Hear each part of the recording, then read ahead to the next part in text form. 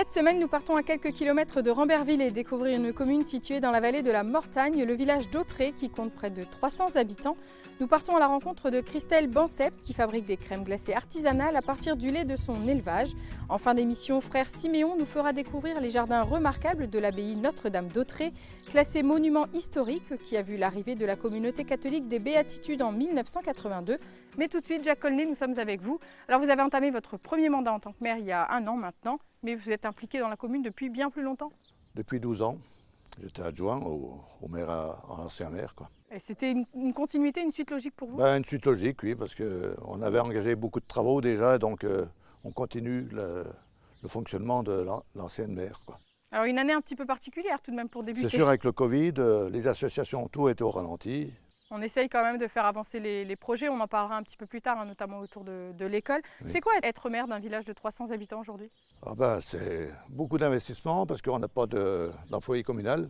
Donc c'est tout le conseil qui met la main à la pâte quand il faut balayer les rues, tondre les pelouses, faire les fleurs et tout. Donc, on est polyvalent quand on est maire. Voilà, c'est ça. Alors vous composez, j'imagine, avec des budgets limités et une visibilité moins importante que les plus gros villages. Est-ce qu'on arrive tout de même à se faire une place au sein d'une communauté de communes?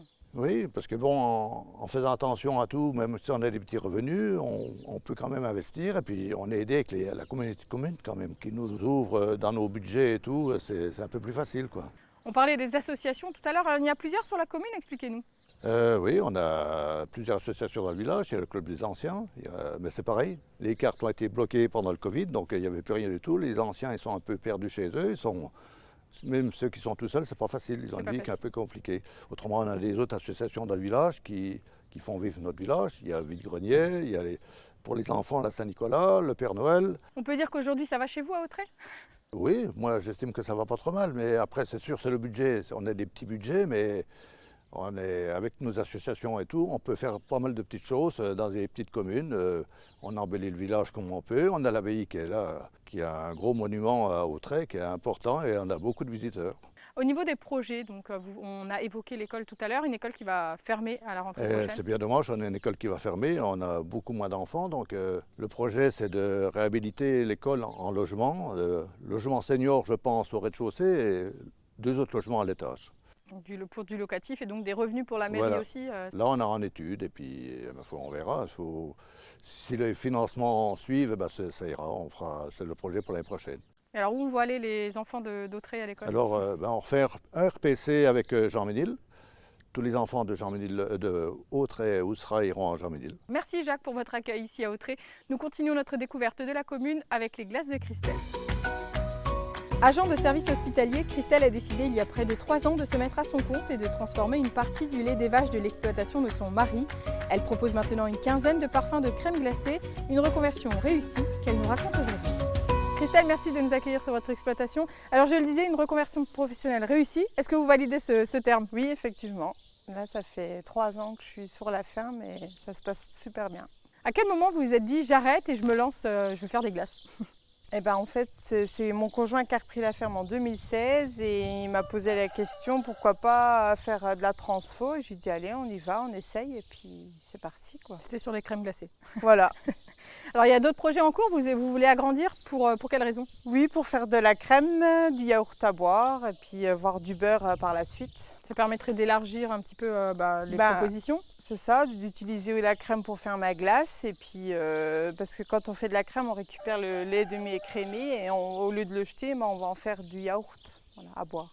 Donc voilà, réutiliser le maximum de choses et utiliser peut-être tout le lait parce qu'actuellement, est-ce que vous pouvez utiliser tout le lait qui est... Ah non, c'est une infime partie pour l'instant. Voilà, l'idée c'est d'en utiliser le plus possible. À moyen terme.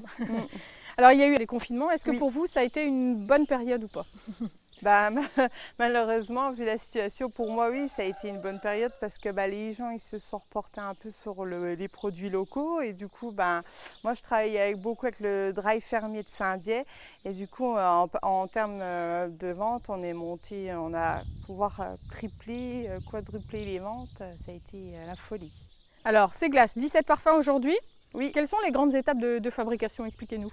Alors du coup, je vais chercher le lait en bas à la salle de traite. On prend le lait frais du jour. Après, du coup, moi, je la ramène au local, on le pasteurise. Ensuite, je prépare, je fais ma préparation, donc le sucre, la crème, tous les ingrédients qu'il faut pour faire la glace. Après, elle est mise dans la turbine et puis voilà, la glace sort et puis mise en bac et puis c'est parti. Une mise en bac fastidieuse. Oui. Et artisanale, c'est ça. Bah après, c'est ça aussi le charme du. Bah oui. Alors, ça représente combien de litres de glace alors, par jour, par semaine, par mois? Alors, par jour, on peut monter de 40 à 60. Par semaine, ça peut aller, je vous disais, 120 en petite semaine, voire 180, 200. C'est un peu. Ça dépend. En grosse période. Voilà, on va dire, allez, peut-être 200 litres par semaine. Et voilà, en fonction de la période, bien évidemment, ça varie. Les grosses chaleurs vont arriver, on espère en tout cas. J'espère. Donc la vente de glace va augmenter aussi. Où est-ce qu'on peut retrouver vos glaces? Alors nous, déjà, on fait de la vente directe à la ferme, tous les mercredis matins, on est ouvert. Ensuite, vous les retrouvez dans les épiceries du coin, Bruyères, Vosges d'ailleurs. On a la Grand-Telle sur Grandvillers, hein, ça reste dans le secteur. Après, on a le supermarché sur Ambervillers, on va jusque Raon-l'Étape. Après, on a tout ce qui est restauration sur Bruyères, Épinal.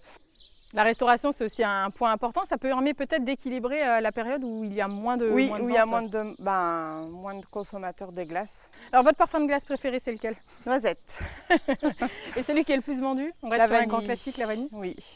Alors, il y a aussi des collaborations hein, qui naissent dans le village, puisque donc, au moment où on tourne l'émission, la fête des plantes se prépare, mais vous serez à cette fête des plantes. Oui, voilà, donc ils sont venus me solliciter pour faire de la vente de petits pots. Donc je suis en train de leur préparer 400 petits pots pour l'instant, et puis à voir s'il y a besoin. J'ai toujours du stock à la ferme aussi, s'il faut Voilà. plus, quoi. C'est intéressant aussi pour se faire un nom et se faire Voilà, découvrir. exactement. En même temps, se faire connaître, même si déjà dans le secteur, ça commence...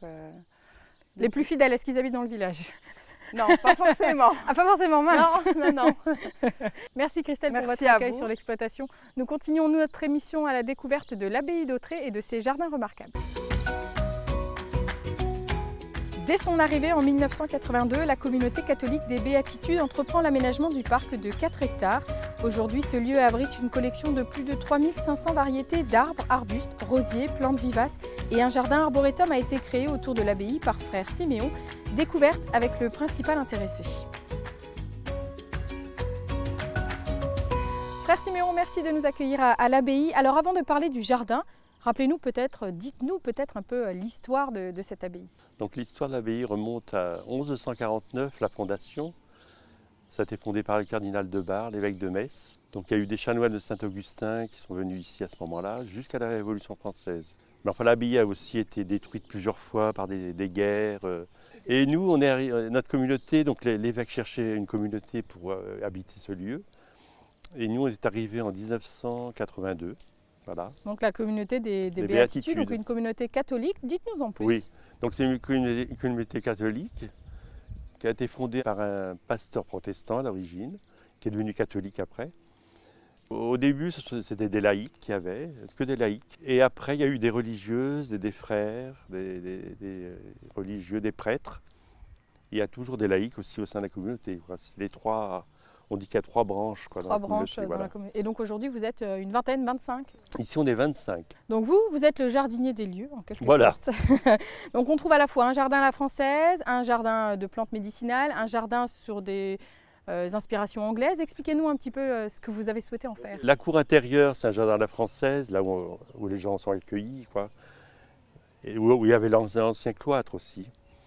Et puis dans l'ancien potager, il y a le jardin de la Vierge, avec une statue de la Vierge, et puis une roseraie de roses anciennes, de plantes vivaces, et après qui se termine par un jardin de plantes médicinales. On en trouvait toujours dans les abbayes, donc j'ai voulu reconstituer un jardin les jardins traditionnels Voilà. finalement de ce qu'on Et peut après, on part vers un jardin à l'anglaise, tout le parc après, avec des îlots de plantes, des arbustes à fleurs, des arbres, des plantes vivaces surtout. Hein. C'est très varié, on voit de tout finalement. Oui, il y a plein de choses. Alors, il y a des collections donc d'arbustes, d'arbres, près de 3500 variétés. Oui, de plantes, parce qu'il y a aussi les vivaces, il y en a beaucoup. Hein. Et puis même les hydrangeas, il y en a peut-être 200 sortes. Vous avez aussi des rhododendrons, des Oui, rosiers. rhododendrons, azalées. C'est une création quand on s'exprime dans son jardin aussi. Hein.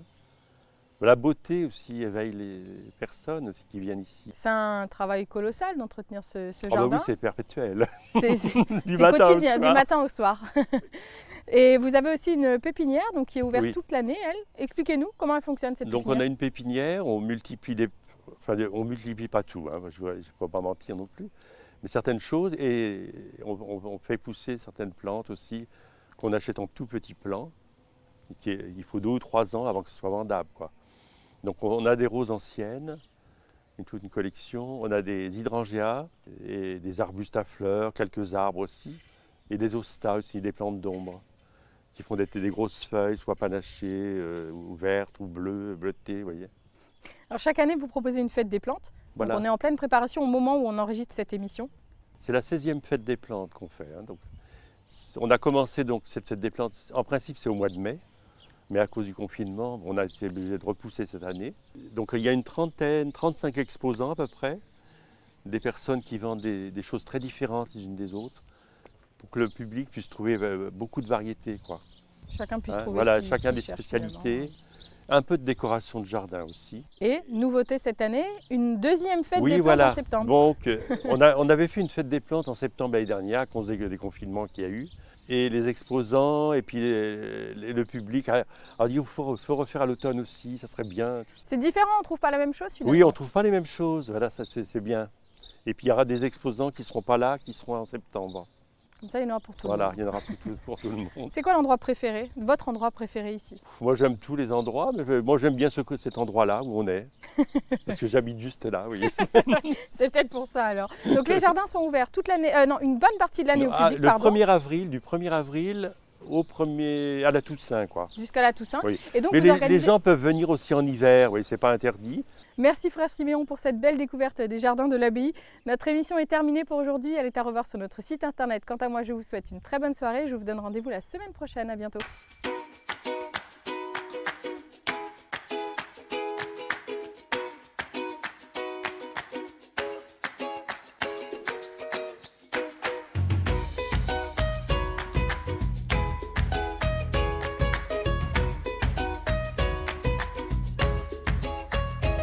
La dernière fois que ça a commencé comme ça, Vincent, ça n'a jamais fini.